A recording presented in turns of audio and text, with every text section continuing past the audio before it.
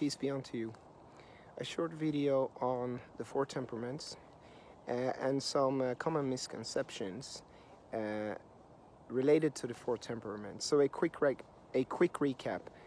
Ancient Greco-Arabic medicine during the time of Hippocrates, Galen, and also some of the Arabic Islamic philosophers like Avicenna in the canon of medicine. They used the four temperaments or the four humors as a biotype. They used it in medicine. So different types of temperaments have different types of diets and medicine and sleeping habits and so on based on four different body types known as the choleric, melancholic, phlegmatic, and sanguine. This theory is ancient. It has been used extensively throughout Islamic history, particularly Sufi history, for example, Imam Ghazali. It has also been used by Christians, see for example Alexander White or Christian mystic Rudolf Steiner. It has been used in psychology. The DISC model, if you have heard about the red personality type, green, blue, and yellow, is based on the four temperaments. Also, if you see modern personality theory or typology like Myers-Briggs, the Enneagram, also the Big Five, you can derive the four temperaments, or you can see the four temperaments underlying all of those types. For example, in the Myers-Briggs, there are 16 types. You can, if you are familiar with the four temperaments, you can rather quickly see which sort of type corresponds to which temperament. The Enneagram, the 9 types, you can, same thing there. Also in the personality traits, the Big Five, let's just say that cholerics are not going to be usually very agreeable. Phlegmatics might be very high on agreeableness. Their neuroticism, pretty melancholic, isn't it? So, and just a short recap on the four temperaments. So the cholerics is a hot and dry temperament, usually shorter in length, a little bit powerful, very strong in will, very executive, very action-oriented, gets things done their way. Sanguine, usually tall and athletic. It's a warm and wet temperament, very charismatic type of temperament, people-oriented, social Instagram type of temperament. You have the phlegmatic, is a cold and wet temperament, usually a little bit larger in size, the type of person who can easily gain weight. Some people always complain that if I eat so much I will gain weight, while some people don't gain weight. It's usually the phlegmatic. It has some biological reasons. It's a calm, peaceful, pleasing type of service-oriented temperament, a nurturing temperament. And then you have the melancholic, which is cold and dry, usually a little bit tall, skinny, very thoughtful, deep thinking, dark temperament in that sense. A melancholic type of deep thinking, knowledge, intense, contemplative temperament, serious temperament, you can say. So some of the misconceptions. The first one is that it might be difficult for you to immediately identify your temperament or your Myers-Briggs type or your Enneagram type or whatever typology which is essentially building on the four humors or the four temperaments. It might be difficult. Why is that? Well, based on my experience elaborating and testing these theories for many years, it's because you don't perceive yourself like other people perceive you. I repeat, you do not perceive yourself in the same way that other people perceive you. Because you might have an intention on why you do certain things, which makes complete sense to you, whilst other people don't understand your intention, so they only see on the surface your behavior, and they tend to judge you based on that. People who don't know you, maybe people who know you will see your intention or what you're trying to achieve, but other people, they tend to see the behavior. And therefore, how you view yourself might not always be how the environment or the surrounding views you, more so for some temperaments than other temperaments. Some temperaments, like the sanguine, is very knowledgeable about how they appear to others, but other temperaments, like the melancholics, might have very difficult time understanding themselves and how they are perceived from outside. The same with the phlegmatic, sometimes also the choleric. So how we view ourselves is not the same how the environment or other people view us. And when you read descriptions on the four temperaments, they tend to be tilted very much to the temperament of the writer of the description. So a phlegmatic person tends to describe the four temperaments in a certain way. The sanguine tends to describe them in another way. So therefore, you might get a description about your temperament that doesn't, you don't feel that you are like that, because that's not what you intended. For example, many describe melancholics as very particular with details, detail-oriented. Everything needs to be in a certain way. If it's not in that particular way, then they might get irritated or something like that. Like a beaver. Some describe the melancholic like a beaver. But this might not necessarily be how the melancholic views it. The melancholic might just view it like they are trying to do a good job, and they are not doing a good job if it is not complete, and they tend to see it in terms of like a system, that the entire system must fit together with every sort of piece of the system perfectly in its place, and when one wire is off or one piece of code is off, the entire system falls apart.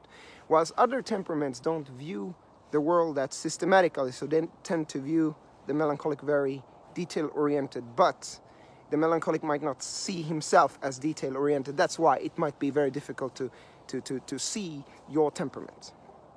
And also, if you do test, Myers-Briggs test, etc., it's very much based on other people's description of you rather than how you see yourself. So that's number one. Number two is the problem is that there's no temperament that is better than any other temperament. I come from the Sufi tradition, the Tasawwuf tradition. So all the prophets, they are all four temperaments, because God, or the divine, or Allah, or the true self, is all four temperaments. The true self can manifest in any temperament. And that's why when you have those big prophets, Jesus, Isa alayhi salam, or Muhammad sallallahu alayhi salam, they are a balance of all. They can manifest any temperament.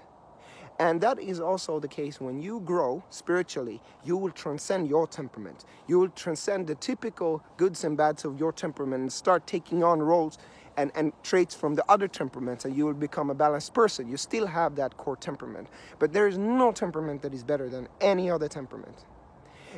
And the problem with that is that when you read these descriptions of the four temperaments, people tend to put their own values into the temperaments, and thus try to subtly say that one temperament is better than the other. For example, I have read a book about the four personality types, or the four colors, which was written by a person who I think was sanguine, the yellow personality type, because it was written very much like that. It was very sort of sensational, and it got a lot of sales. It was a bestseller as well. This is the natural talent that the sanguine has, this charm, this charisma. It wrote very negatively about the blue, or the melancholic temperament, like it's kind of boring, or like what a nerd. Nobody is interested in those kinds of details, except in the crowd there's always one blue person. So you see, he's putting his own values now and trying to say that one is better than the other. That's one example. Another example is sometimes it's written about the green personality type, sometimes known as the golden retriever, or the phlegmatic temperament, as it's kind of lazy or not sort of special or anything like that. And that itself is a kind of choleric view on that particular temperament. You can say, because the choleric is very action-oriented. And that makes it so that kind of nobody wants to be the phlegmatic. Nobody wants to be the green personality type. And that's wrong. That's again putting values that you're supposed to be very efficient and so on, and there's no place for a nurturing, warm, peaceful kind of person, which is nonsense. All of these are manifestations of Allah in the Sufi way, or the divine, you can say. A third example would be, for example, some Christian writers tend to sort of, the choleric temperament tends to be associated with fire. So they tend to kind of, think of fire as hellfire, and that one temperament comes from hell because it's fire. So choleric people are hellfire and the other temperaments are good. That's nonsense. Okay? Fire is also a creation of Allah. All is a creation of God. Did God not throw fire and brimstone on Sodom and Gomorrah? Of course. Fire, earth, water, air, everything that exists is a creation of God. So there is nothing that exists that then, there's no human being that is created fundamentally flawed. There's no such thing as a handicap, essentially, in the essence of the divine. Everything is there for a purpose. So that's nonsense. And therefore, that brings us into another thing. There are certain cultures and certain groups of people where some temperaments dominate. For example, Alexander White, in a very appreciated scholarly work from the 1800s, when he talked about the four temperaments, Christian thinker, said that Italians tend to be choleric. Well, my experience with Italians, that kind of confirms it, I would say generally. French tend to be a little bit sanguine. British a little bit melancholic. There's a lot of wisdom in this. And the truth is that there are some also constellations of jobs which tend to cluster certain temperaments. For example, executives are very, traditional executives are very choleric dominated. Which you can see on the result orientation and sort of the focus on doing and hard working and all of those kinds of things. Some maybe nurturing jobs might be phlegmatic dominated. Analytical ones like risk management, melancholic, art, acting, being an artist, music, very sanguine. And this makes it so that depending on your culture, your temperament might be very much in line with the cultural norms, or it might be very off from cultural norms. And that can make it so that you feel very oppressed. Being a melancholic in a very sanguine culture, for example, or being phlegmatic in a very choleric culture, or being choleric in a very phlegmatic culture, or being sanguine in a very melancholic culture. So that makes it also difficult to know what temperament you are, and it's natural that these clusters happen, but there is no temperament that is better than any other, because every temperament has sort of a natural leniency to good sides and bad sides. And when we transcend ourselves, this is just a manifestation of the ego, the nafs in Sufism.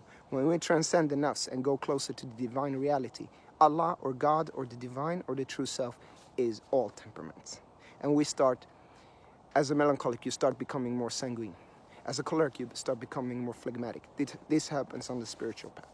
So hopefully this has been clarifying. It's getting cold out here, so I better move inside. Thank you for listening.